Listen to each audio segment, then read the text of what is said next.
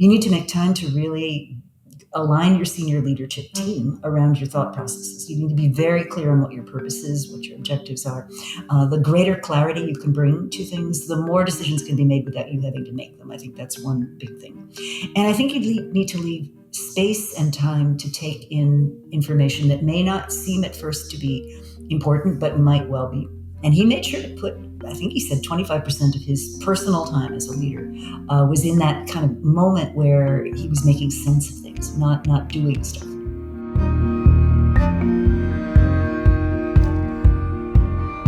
I'm Guy Kawasaki. The remarkable person who is my guest today is Rita McGrath, and she is one of the foremost thinkers in strategy and innovation. She's a professor at Columbia Business School, and we have a mutual admiration for Clayton Christensen, the innovator's dilemma. So she's going to talk about strategy and inflection points and innovation and stupidity and all kinds of stuff like that. So welcome to the show, Rita. Such a pleasure to be here. Thank you for inviting me. So first question for you is, today, 2025, is there such a thing as a large, singular, semi-permanent at least, competitive advantage? Is there such a thing anymore? The closest to it would be what I'd call network effects, which is, when you're running a platform and you have the two sides that are connected because each one is there for the other. So if you think about something like Google's business model, it's a virtuous circle, in that, they get the views, they get the searches, therefore they get the advertisers. But you can see storm clouds on the horizon even for that model, which is a very powerful one. Yeah, you're talking about that as a competitive advantage. I have now made a Chrome extension. So whenever I search in the Chrome search bar, it's actually searching ChatGPT. So now instead of getting a Google search with its, the paid stuff on top and then 250,000 links to YouTube videos, now I just get an answer, right? And the answers are much better than the search results. So, if you're saying that's a competitive advantage for Google, I would be worried if that's the best example. Well, it's been a really good example for a long, long time. I don't know how long you would give a long-term competitive advantage, but certainly that one carried Google for many, many years. But what do you think Apple's competitive advantages are? Well, Apple is a platform/product company. They're historically anyway, and you've written beautifully about Apple in the book, which I have right here. Love it. I've always thought that their competitive advantage was their focus on product rather than the content. And they've kind of built this whole platform around everything being connected to everything, but they're physical things, and they're beautiful physical things. And people that are loyal to Apple are really, really, really loyal to Apple. So I think it's that notion of design, the way the products just work together. You don't have to think about them. The design is intuitive, which isn't to say Apple hasn't had missteps over the years, but I think the Apple that people really love is that one that produces these delightful experiences we didn't even know we wanted. Wow. That's what we call evangelism. I know a thing or two about that. I bet you do. So, I read your book, Seeing Around Corners, and correct me if I'm wrong, but I got the impression, and this book is 6 years old now, I got the impression that you were saying that there were big storm clouds on the horizon for Facebook. And, you go into this list of everything they're doing wrong, and here we are, 2025, and it seems like none of that bad stuff happened. I was surprised. And how do you explain that? I think they've been super smart in the acquisitions that they've done. They've taken real advantage of a lack of Department of Justice activity in terms of being allowed to acquire their competitors. So, certainly WhatsApp, certainly Instagram, genius moves. I have to hand it to Mark Zuckerberg. He really saw that inflection point that Instagram was going through when they first opened up to Android phones, and they had 1 million subscribers like day one.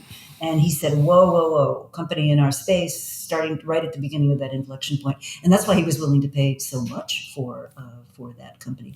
The thing about inflection points, and I'd be a super billionaire if I got this right, the thing about inflection points that's difficult is the timing. So if I think about our friend Paul Krugman, right? So in 2004, he said, there's a dangerous bubble building up in the housing market. And then he said in 2005, he said, there's a really dangerous bubble bursting up in the housing market. 2006, there's a dangerous bubble bursting up in the housing market. And everybody's like, Paul, for God's sake, let it go. And then, of course, 2007, 2008 happened. And he was right, but it's hard to tell about timing. Yeah, well, I mean, if you're saying that, the lack of enforcement of the Department of Justice 6 years ago, I mean, it's open season now, right? There is no Department of Justice. I mean, they're so busy looking for terrorists attacking Tesla dealers. How can they address Meta? I mean, they're bigger fish to fry, like Tesla dealerships. What can I say? So listen, you draw a really great distinction I never thought of before, which is what is the difference between an arena and a market? Yeah, so an arena is basically surrounding the resources that you need to run your business effectively. And when you think about it, there's many, many, many other players that could potentially be in that arena. So as opposed to thinking about a market or an industry, which is the way we normally think about things, you need to really broaden your aperture. So I'll give an example. I'm working right now with a company that's very much in the logistics area, moving stuff from place to place. And they think of their arena as logistics or trucking or whatever. And yet I said to them, I don't think so. I think your arena is really enabling consumption. And so anything that shifts consumption patterns, reduces consumption, this whole idea of dematerialization, right? Where we, take songs, right? We used to have to buy albums and then we had to buy CDs. And now we don't even buy songs, we rent them and they fly through the air and land on a device. Well, all those trucks that used to ship CDs from ports to record stores and all that, dematerialization is going to be a real thing. So the concept behind arena is that your competition may not actually be people or organizations that do similar things to yourself. They might be people that are just going after the resources that you're going after. So one of my favorite examples at the moment is weddings. And I don't know about your circles. Weddings. So I don't know about your circles, but in my circles, I have two kids who have literally spent like just about 2 or 3 times a quarter at weddings since 2021. So in 2020, right, a big pandemic, a lot of weddings got scaled back or didn't happen or whatever. And then come the end of the pandemic, all of a sudden it was, the floodgates opened and we had every other month there's a wedding. But if you think about it, if you're trying to sell something to anybody between the ages of about 22 and call it 40, you're competing with weddings because every wedding is what? It's a trip, it's an outfit, it's, a gift. It's expensive. And the people that are that age often don't have a huge amount of wealth built up yet. So, they're going to be cutting back their spending on other things. Wow.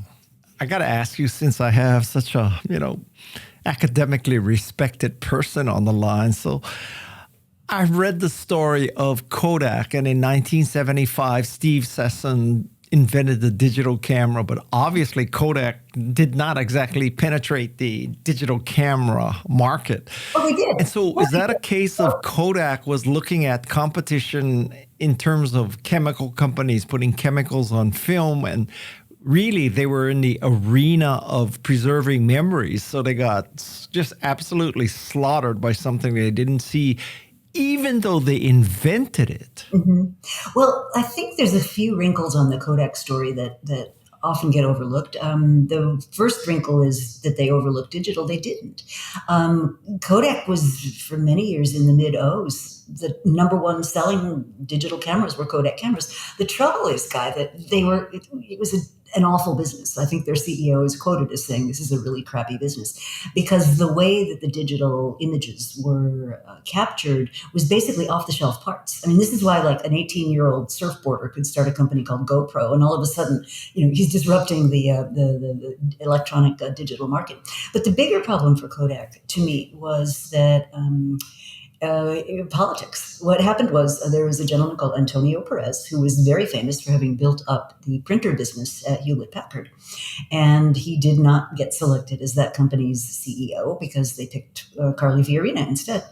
And now Carly's got a problem and he's got a problem. He's feeling nose out of joint that he should have gotten that job. She needs to do something with him. And so she sort of sends him off to do this joint venture with Kodak. He tried to talk HP into buying Kodak. The board said no. And then eventually when the CEO role opened up at Kodak, he was given that job. And what he missed, I think, was that screens and pixels were getting so good that nobody needed to print anymore. And what he did was he aimed that company directly at the printing business, even as the need for printing was beginning to go into decline. I suspect observers at the time said this was a political move to try to reclaim his former glory as, the guy who legitimately built up HP's printer business, which was magnificent. So I think there's a piece of the Kodak story that we don't hear. And a really interesting counterexample is what Fujifilm did. And Fuji was in the same business, same problem, which is the need to print was getting less and less and less. Demand was just dropping by leaps and bounds. But what Fuji did instead was they said, hey, wait a minute. We're a capability-centered company. There's stuff we know how to do. And they created a special task force to go and find new markets where those capabilities would be relevant. So they got into imaging in healthcare. They got into cosmetics because apparently if you are really good at putting goop on thin pieces of film to make a smart image, it also is relevant to things like your skin and your hair. And so Fuji today is a thriving company. Kodak, a shadow of what it once was. But I think it was a strategic decision. I don't think it was just the standard things, poor, dumb, stupid company that missed digital. I think what they missed was something quite different. So wait, are you saying that it's not as black and white as Kodak was just wanting to stick with film as much as they didn't understand that printing was not necessary at all because the quality of displays, people would just share pictures. They would never print pictures. Mm-hmm.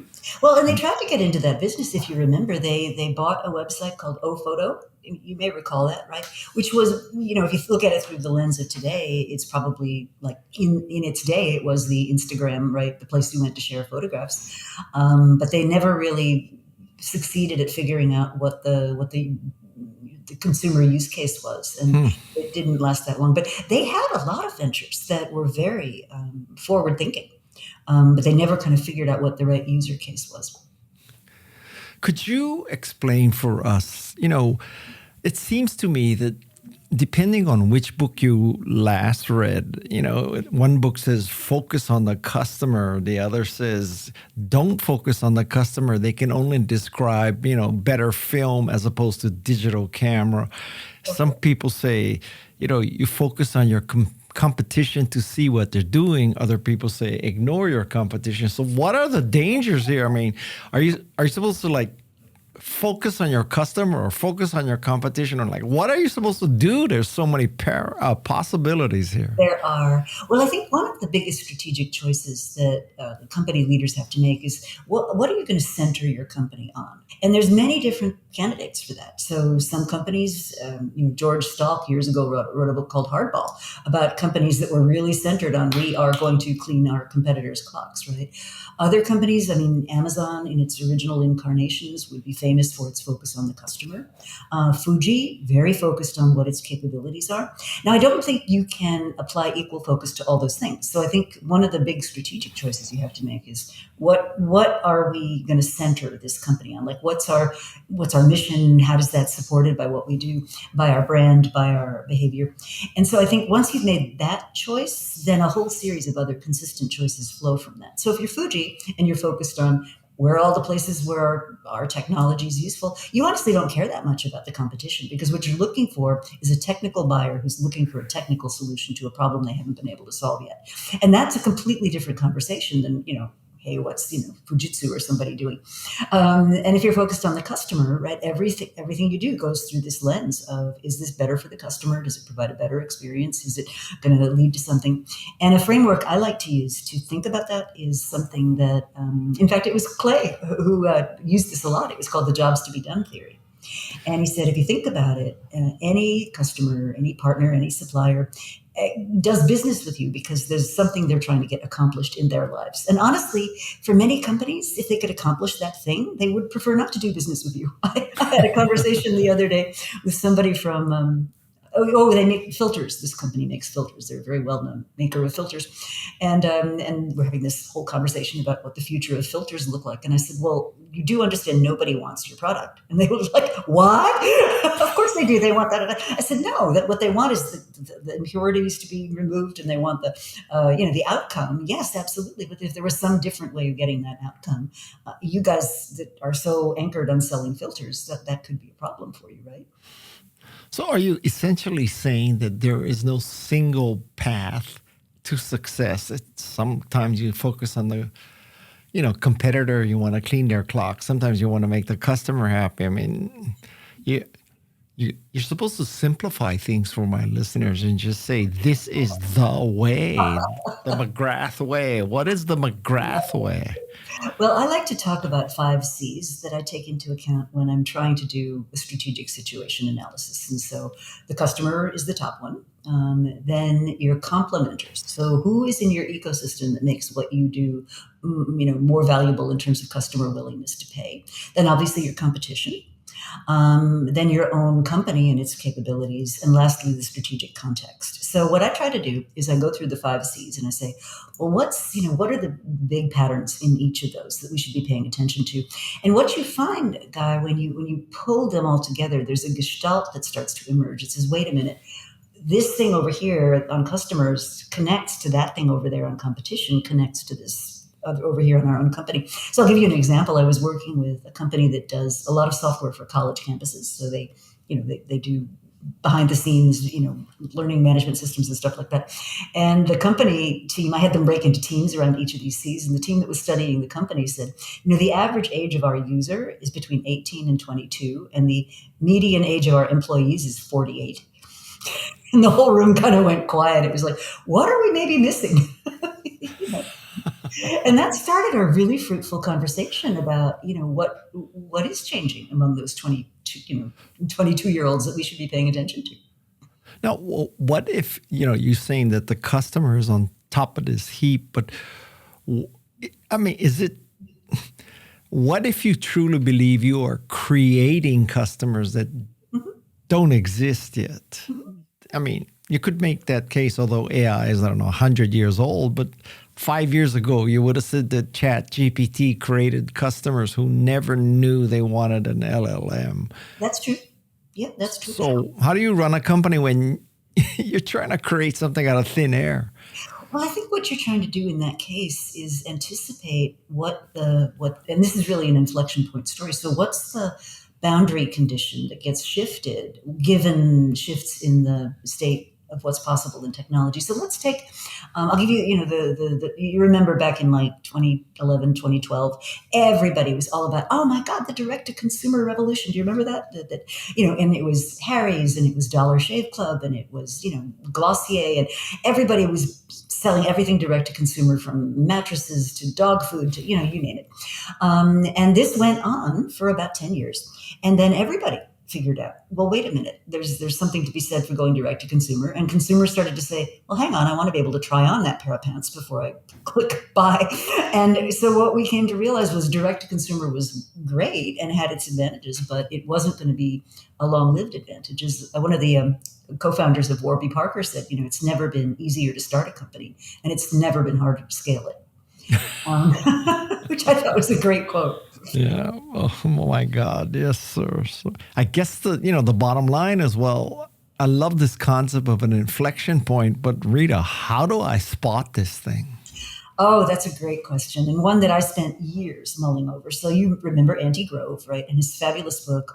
And it was about Intel's journey through this inflection point. So his book was kind of the inflection point has happened, and now here's all the things we had to do to sort of navigate through it.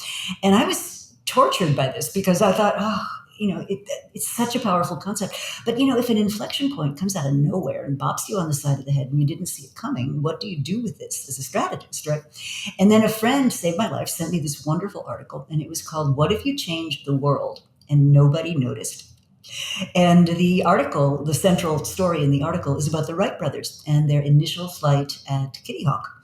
And you would think discovering manned flight, like if you'd said to somebody 150 years ago, in the future, human beings are going to put themselves in metal tubes and hurtle through the air and you're going to be able to get, from Australia to New Zealand, or Australia to, Alaska in a matter of hours, people would have looked at you as though you had two heads and said, this person's delusional or possibly even dangerous. And so you would think the Wright brothers, this breakthrough, next day in the newspaper, nothing. Following month, nothing. Next year, nothing. It took 5 full years before any serious newspaper went out and started covering what the Wright brothers were doing. And I think this is a fascinating innovation story because the smart money was on Langley, right, who got his craft up in the Potomac and then it crashed like 20 seconds after takeoff. Who were the Wright brothers? They were these like bicycle repair guys out in the middle of nowhere in Akron, Ohio. So they weren't plugged into these social, networks where the smart money was spending and all that kind of thing. And I think a lot of innovation happens like that. It happens when nobody's really looking and paying attention. And it happens because people are tinkering, not just having great thoughts, but tinkering. Anyway, so what it made me realize was that the whole process of inflection points coming to be was a lot like the line in the old Hemingway book, the sun also rises, when one character says to another, well, how did you go bankrupt? And the answer was, well, 2 ways, gradually and then suddenly. So I think to answer your question more directly, all these things are burbling along for years, sometimes decades. I mean, think about it, Guy. We had the Jetsons in 1962, and we're still sitting around waiting for robot servants and, flying cars and stuff like that. And so it takes a really long time before these things matter. And then when they matter, they start mattering a lot. So you could look at ChatGPT, for example, as an accumulative function of learning about human machine interaction that finally reached a tipping point when these guys, this clearly was not the marketing department. Who in the marketing department would release a product called Chat GPT? Right? It was clearly just an experiment they were doing to sort of see how human beings interacted with these large models, and that opened the floodgates, right? And here we are now. Wow. So, in your book, you talk about the initial hype and then the dismissal and then the emergence and then the maturity. But has there ever been a case where we often mention cases where in the dismissal stage, people will make fools of themselves because they dismiss something that became very true. Mm-hmm. But I got to also believe, Rita, that everything that people dismiss isn't going to be a success. So some people dismiss stuff and they are right? Absolutely. So what do you think the percentage is of, false positive dismissal or false negative dismissal? I think it depends on the nature of the inflection point. So I think things that are truly changing the boundary conditions of what's possible are you're going to be much less successful dismissing those.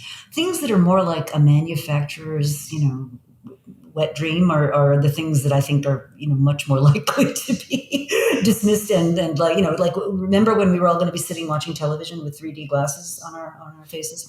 And that was supposed to be this major innovation. And a lot of people said, no way. And the people that said no way were actually right. But when you think about something that fundamentally changes almost the physics or the possibilities, so if you think about the major advances in capitalism that we've had, so the original industrial revolution changed everything, right? It changed how we make a living. It changed agricultural patterns. It changed property rights. If you think about steel railroads, that expanded the world. It really did change things. So I think part of the skill of knowing when to be dismissive and not is kind of really understanding how deep this transformation could be. And I'm in the camp that believes that we're just at the very, very earliest stages of figuring out what digital is going to create in our economy, in our society. And we have choices to make about how that rolls out. Technology is agnostic. It's human choices and human agency that determine what shape that takes. So if you think about the post-World War II consensus between government, business, ordinary people, that what we really wanted as a society was to create a rich, a prosperous middle class.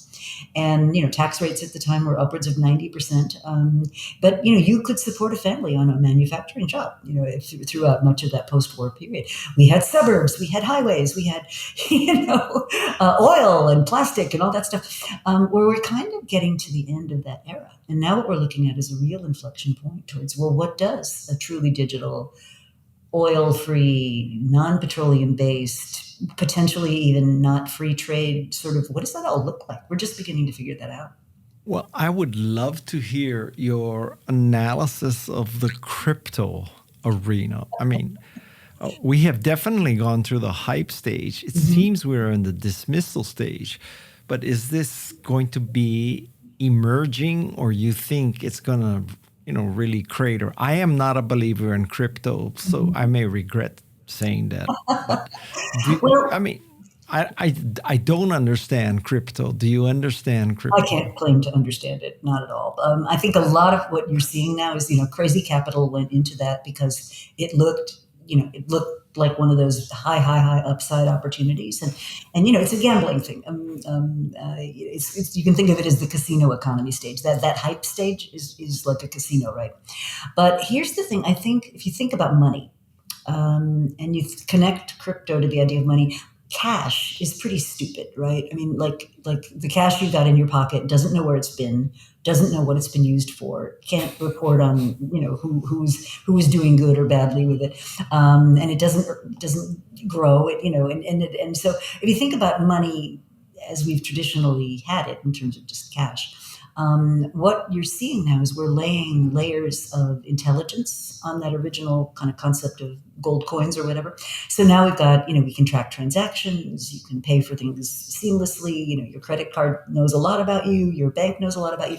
And so if you think about crypto as being this distributed, smarter way of understanding what's being done with money and who's doing it, there could be some very interesting future applications for that. Blockchain more broadly, I think we're, again, at the early stages of figuring out where that's going to fit into our lives as well. Well, so how do we know when we're in the middle of this? Well, I think you don't. And no, I mean, I think, but there are smart ways of not knowing and there's not so smart ways of not knowing, right? So I think a smart way of not knowing is to say, well, what is my hypothesis, right? So let's take a hypothesis about crypto, right? That crypto is going to represent, I'll call it 2% of the world's transactions in XYZ time. Well, before that could be true, what would we have to see, right? We'd have to see regimes of trust around crypto. We'd have to see efficient trading, with transparent rules around it so that people didn't fear getting ripped off. We'd have to see some kind of authority, sign on and say, yes, this is legit. I mean, why does money work? Money works because governments have agreed that this is how we're going to do business and this is what its value is. And, there's a lot of social and institutional things that have to be in place before that thing could be. So what you can do then is start to do some experiments. And you can say, okay, before I measure this whole global effective crypto, let me see if I can use crypto at a lemonade stand. And if I can make that work, then maybe it's got some possible applications after that, right? So I think the smart way of approaching these vast unknowns is to try to learn your way into them, but in small steps and with hypotheses that could be right or you could be wrong. Let me tell you something. If crypto succeeds, and they used to say you'll eat your hat, but I mean that doesn't work anymore. I will start using Windows computers if crypto succeeds. How's that? Oh wow, that's a penance. That is a penance. that is hell. Yes. You didn't write this book on a Windows computer, I bet. So I would love to hear, speaking of hell, what are the predictive and telltale signs that your company is, it's too stuck on the market. It's not considering the arena. It's not noticing the snow melting around the edges. What are the signs that, I'm setting myself for a big failure? Well, I think the first thing I would point to is that you don't have a reliable, repeatable innovation proficiency. I think that's the first thing. And so one of the early questions I always ask companies is, tell me what your innovation governance process is. And, 8 times out of 10, I get, what innovation governance process? There isn't one. And you've kicked around enough companies to know what happens over time is the real core innovators eventually get outnumbered by the operators and the people that, keep the wheels turning. And to some extent, that's unavoidable as you scale, right?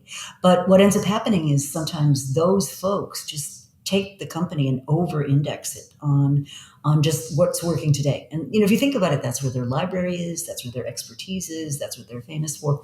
And the innovators often end up getting shut out. And the pleasures of having a reliable source of revenue today really outweigh the uncertainties of saying, well, maybe we should take some of that revenue and put it into something that's uncertain but might tend us toward the future. So I think the big Uber theme is when you're looking so hard at the market that you got, and especially if things are going really well, what ends up happening is you end up like BlackBerry. Well, that's it. Just that's the sign. I mean, there's got to be more signs than that, Rita. Well, that's the big one. That's the one I look for. And maybe I'm just biased by that. I think others are that there's too many layers and that the senior folks are not connected to what's really going on in the markets. There's I have this image of them all like looking at each other. They're all, talking to each other in their corner offices, and they're not getting that input from what's going on at the front lines. So if you look at what's happening at Bayer right now, right? An 18-layer bureaucracy that their CEO is now trying to kind of hack his way through to get at least a little bit more decision rights and a little bit more, what's going on. The other thing that I look at is when you look at the sort of percentage of time people are spending at work, how much of that is externally focused and how much of that is internally focused? Because again, over time, companies accumulate these layers of stuff just to keep the wheels turning in the company. It doesn't keep them focused on the external environment. And one of the things that's a consequence of that, and I'm sure you're seeing this in your career, is the messages from outside, right, kind of get turned down, and the messages from the hierarchy kind of get turned up. So more and more people in the company are doing what important people in the company think is valuable, and they're not really as clued into what's going on, at the edges, as I talk about in the book.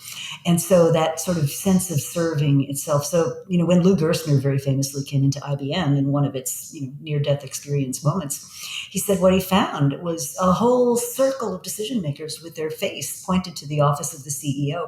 And one of his famous sayings was, well, if your face is pointed to the office of the CEO, what part of your anatomy is pointed at the customer? Of all Gerstner's quotes, that's one of the most memorable to me. Okay. So maybe you're not Lou Gerstner, and I hope people are old enough to know who Lou Gerstner is. Maybe it's only me and you. Like, I bet you Madison has no idea who Lou Gerstner is. Well, we did interview Ginny Rometty on this show, so the first female Lou Gerstner. So, but I have to say that, I heard you. Let's say I'm running a 10,000 person organization, and you've convinced me. I got to think of the arena. I got to watch the snow melt, and I watch my competition. I got that. I take that whole checklist, but Rita, what do? I got 30 senior VPs and executives around me. What do you want me to do? You want me to go to Coachella Music Festival? Or what am I doing actually if I buy into your concept? Well, I think one of the things I'm observing with a lot of these digitally oriented leadership teams that is different than you might have seen in a more industrial era is they're quite broad spans of control. Well, they're not even called spans of control. They're quite broad connections among people. So if you look at, for example, the way NVIDIA is run or the way Airbnb is being run by Brian Chesky, they'll have leadership groups that could be 30, 40 people, and they spend a lot of time together, and they spend a lot of time looking, at issues that are coming up right at what I would call the edges. So Airbnb very famously recently broke apart their product management function. And so what they've got now is somebody one set of people whose job is, by quarter 3, this has to be delivered and shipped, and it's got to be good quality, and it's got to be compliant. And so that's what the product management job is. But there's another parallel track, which is what's going on in the outside world, and how do we think about plugging into our ecosystem, and how do we think about doing that? So what I'm seeing these leaders doing is spending a lot of time sense making with the groups of people around them. And it's not micromanaging. And I think this is where a lot of people get this wrong. It's asking questions together. It's sense making together. It's getting to a good decision, but doing it not by telling people what to do, but by saying, hey, if this is our objective, right? What are our options? What are the best ways we could go there? And how do we now collectively bring the organization along with us to do that? So I think it's a different kind of leadership. And if you imagine a railroad or something, right? Like a classical mass market production company, those were run as hierarchies because the dominant competitive advantage in many of those sectors was you do mass market stuff incredibly well, really cheaply, and with high levels of quality. So what you're trying to do is you're trying to drive out variability in the system as a leader, right? So that's where command and control is very useful. That's where having a well-honed bureaucracy is great. And if you've got a stable, growing market that you can kind of count on, right? So again, go back to my post-World War II example. If you were an appliance maker in 1955 in the US, you were going to sell every refrigerator that you could produce. And so the operating principle was, do that very well, do it precisely, do it with quality, clean out all the human variation and so forth. Digital companies are really different. It's every day is different. Every day is changing. And what you need is almost a company that can adapt and morph as stimuli come from the environment. So it's a different kind of leadership. So to come back, short answer, you need to make time to really align your senior leadership team around your thought processes. You need to be very clear on what your purpose is, what your objectives are. The greater clarity you can bring to things, the more decisions can be made without you having to make them. I think that's one big thing. And I think you need to leave space and time to take in information that may not seem at first to be important, but might well be. So one of my CEOs that I really admire is a guy named David Cody, who ran Honeywell for many, many years, 17 years. And what he used to do is he had X time, he called it. He would have a paper calendar and he would put a big X in his calendar proactively. And that time was for visiting plants, for talking to customers, for just thinking. And he made sure to put, I think he said 25% of his personal time as a leader was in that kind of moment where he was making sense of things, not doing stuff. So I want to know, Rita, what is in the Rita McGrath Hall of Fame of leading indicators at a very tactical level? What are the leading indicators I should be watching for? Well, I think change in customer behavior or preferences is one that is very important. And so if I take Estee Lauder, just as an example, 3 years ago, I was talking to them about, the younger generation is looking at this whole idea of makeup very differently. They think differently about brands. They're looking for authentic voices. The lady in the department store that chases you around with a perfume like that, and that's not the experience they want. So you really need to be thinking about what are those customer segments and how are they changing. So if you look at Estee Lauder, they're in deep, dark trouble right now. And yet who's on the upswing? Well, it's companies like ELF. It's companies like Ulta Makeup. And so the leading indicator is, once you start to see small behavioral changes in what your customers are looking to accomplish with you, that to me is always a big kind of blaring, whoa, pay attention to this. And a lot of companies have set themselves up so that they miss those signals. They just don't see them, right? So changing customer behavior would be a really uber one. Second one is a change in the fundamental basics of what holds your business together. So if I take a company like Gillette, right? And they had, you are asking about durable competitive advantages. I mean, these guys had a 70% market share, dominant position, because making razors at scale is really hard. They had a lot of patents. They invested a lot of R&D into it. And other companies that kind of looked at it went, too difficult. We'll just leave Gillette there. So they had this great business model. It was invest in R&D, allows us to make better products. We can then use our armies of people to get those products into the retail channels. And it worked like a clockwork for decades and decades.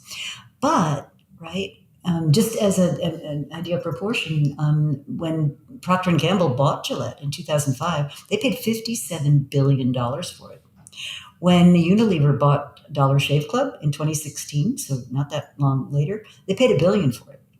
And with Dollar Shave Club, what was it? It was razors made by a Korean manufacturer. But what they did was they took all the infrastructure that Gillette had built around mass market advertising and brand building and all that stuff. And they said, no, we can use YouTube for that. We can use Facebook for that. We don't have to buy servers. We'll just run our stuff on the cloud. And at the time they started, which was in 2012, I believe, you could buy off-the-shelf e-commerce software at that point. There was no need to hire programmers and do all that stuff. So another big sort of inflection point is when the cost of doing the same thing shifts by an order of magnitude because of what's now possible. My ears perk up when I see something like that happening.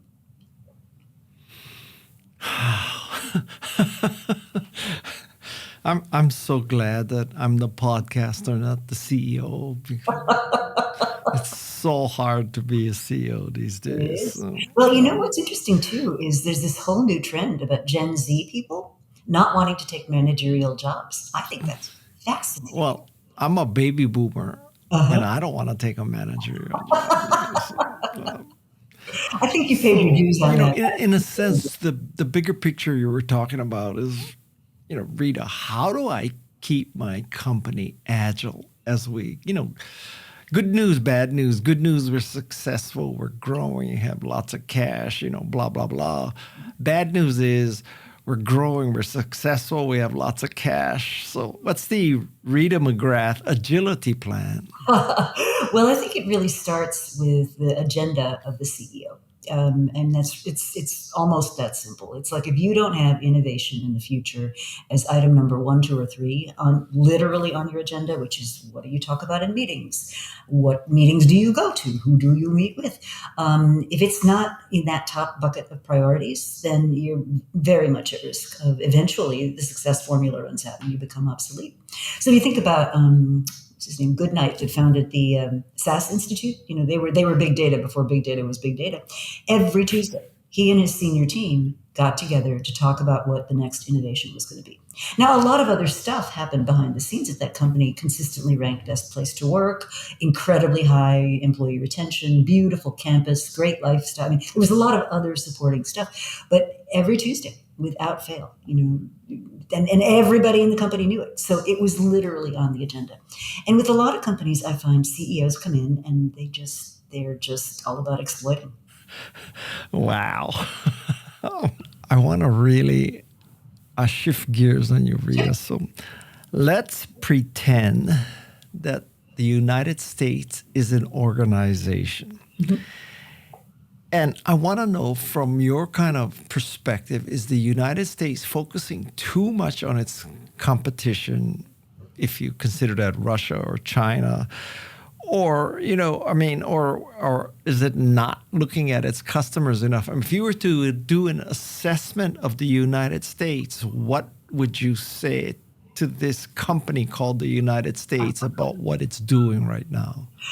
And we're back to how do you center an organization? And the last, I don't know, since the end of World War II, the U.S. made a very conscious decision that it was going to be Pax Americana, that it would pay to have other countries sort of within our sphere of influence. And if that meant supporting Europe and militarily, if that meant, forging these very tight trade bonds, whatever that was, there was a very clear idea that America was going to take over from, if you think about the economy sort of prior to the Second World War, America was up there, but a lot of other countries were very, very influential as well. I mean, China was really nowhere, India was nowhere. So you had really European countries that were quite dominant.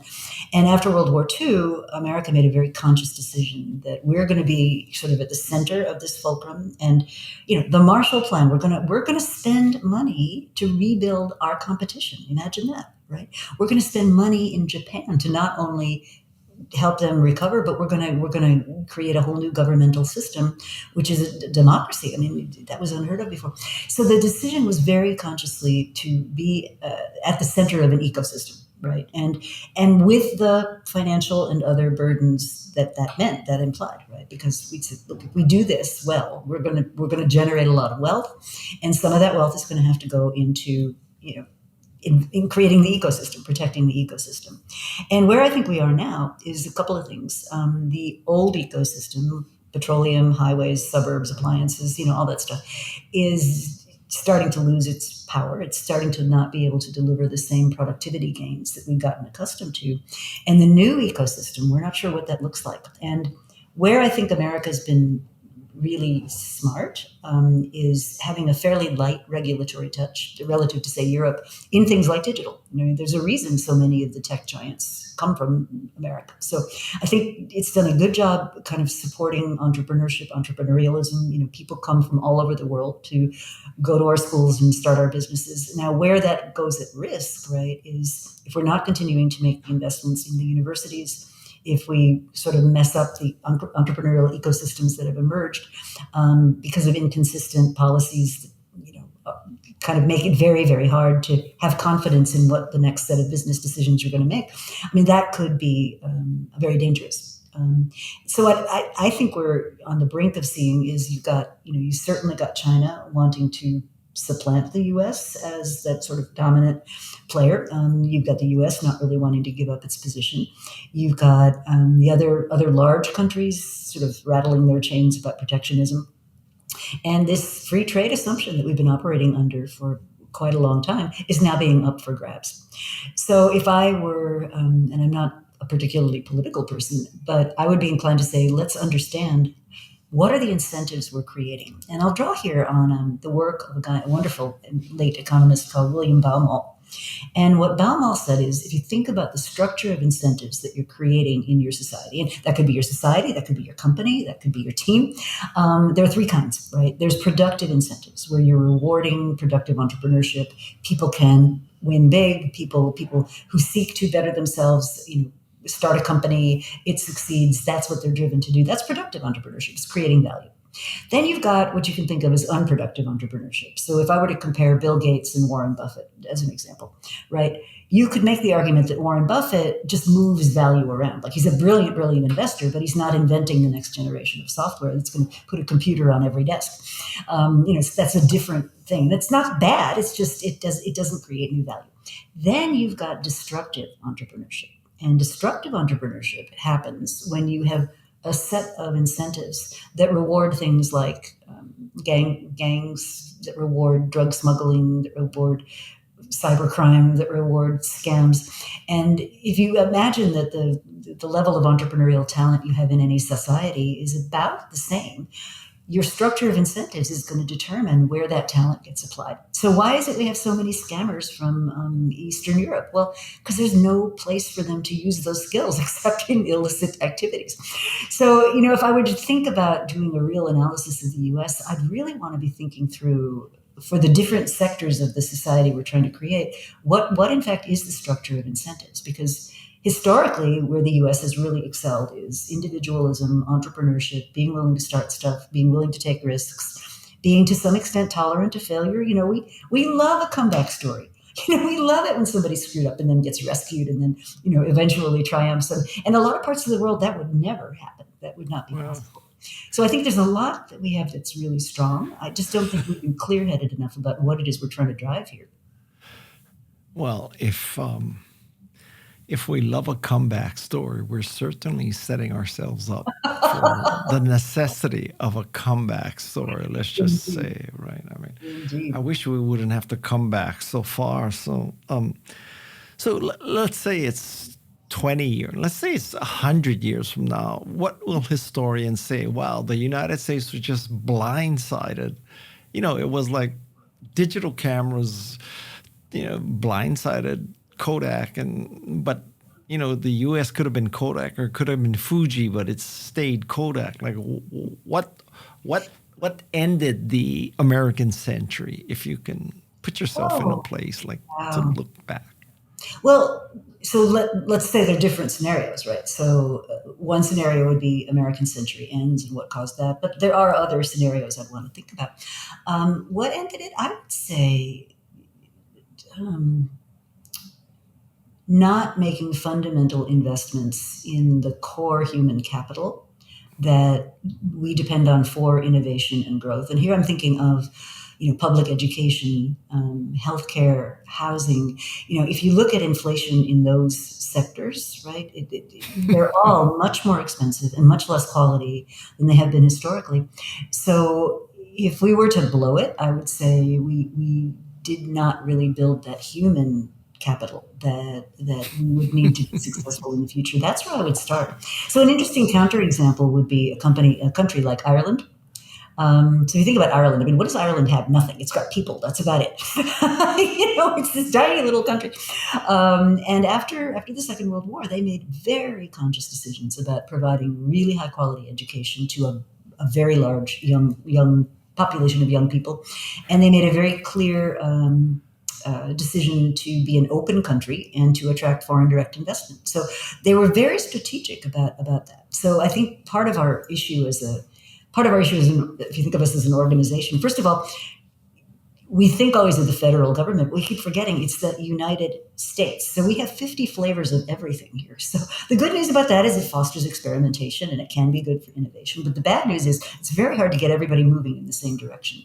And so that's where the federal government perhaps can provide some leadership. But I'd say education, human capital would be, if you start ignoring those things, that's really the beginning of the end.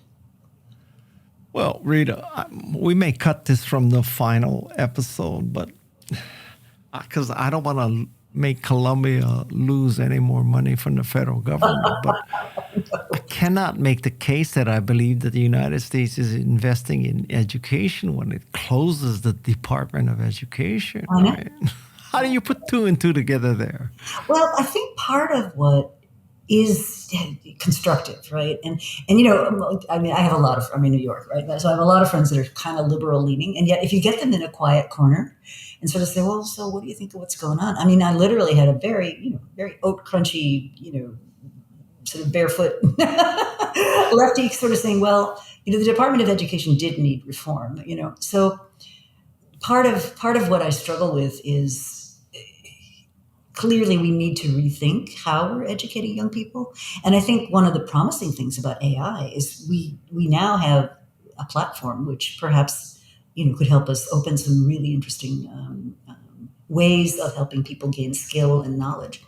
But I think we need a way of looking at that isn't wedded to our current system. So what's our current system built on? Our current system was built in the 1800s to basically create a knowledgeable enough society to work in factories, to work, agrarian models and stuff like that. And so the idea of basic literacy was that was what we were trying to achieve.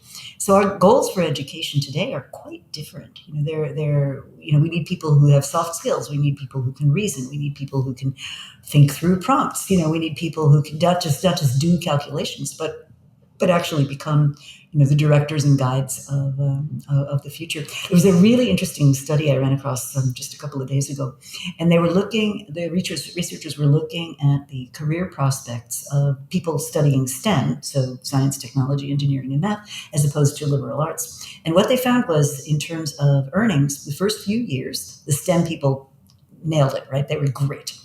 But then at about 5 to 10 years in, the liberal arts people started to overtake them. And the hypothesis behind this research, which validated that point, was that in the early years of your career, you're kind of rewarded and promoted for what you can do.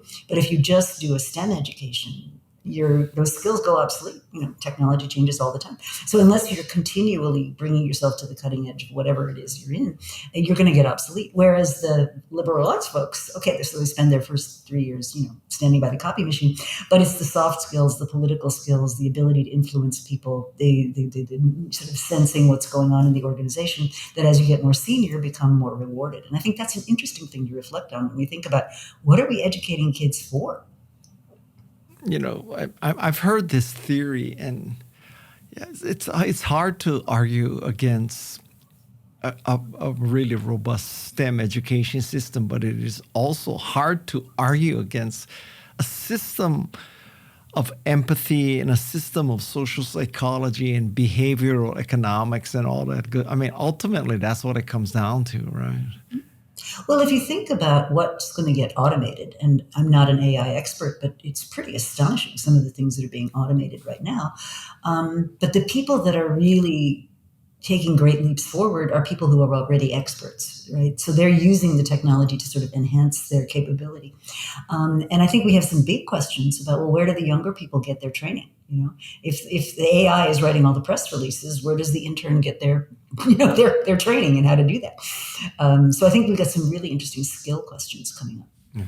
So you must get this question quite often from CEOs you're talking to.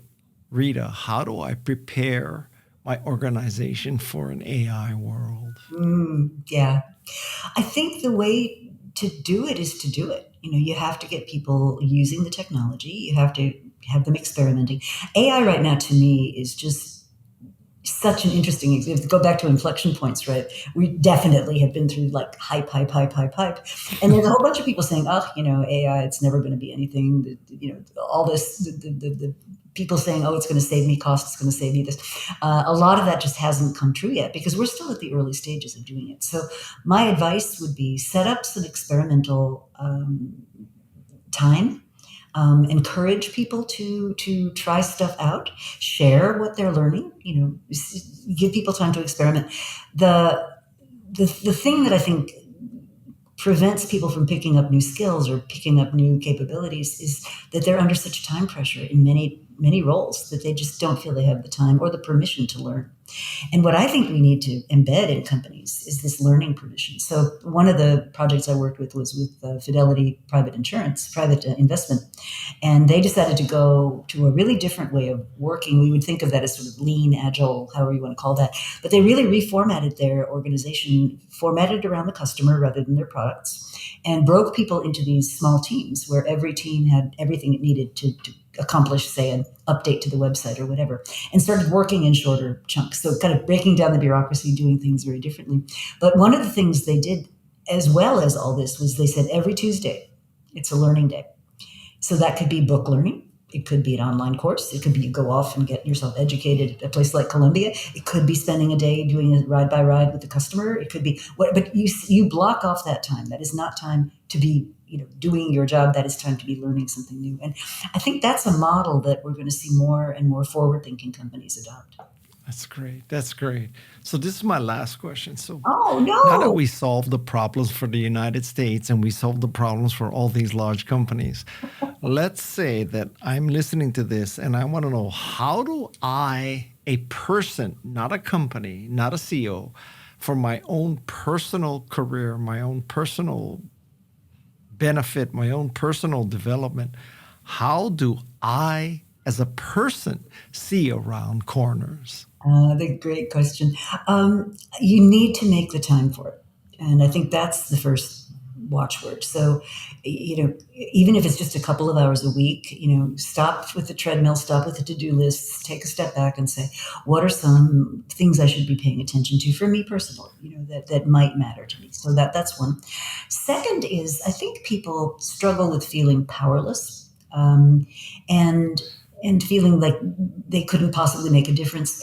And yet, if you think about it, there are things in your community, in your surroundings, in your world that you can elect to make a difference in. So, there was a great story about a retired couple that went to they retired to a community which was not kind of a retirement community.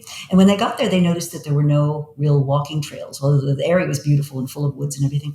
And so they decided to start a walking trail club.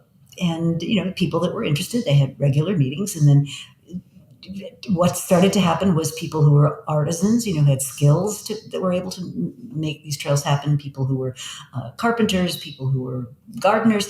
And they started this little mini movement. And today there are walking trails where there weren't any before. And so I think giving yourself a sense of agency with whatever it is you care about is, first of all, it's an antidote to despair. I think all of us sometimes feel like we're just too insignificant to make a difference. But finding something that you care about and that you think you can make an impact in with the people that are fellow travelers that are like you. And so, Guy, you talk about planting oak trees, right? Well, you're not doing that alone, right? There's people that are interested in this for the long term, and so I think thinking about how you can create some agency and some ownership with yourself and with the people who you draw into your community, I think that's a really super way of helping yourself feel that you've got connection to something that matters.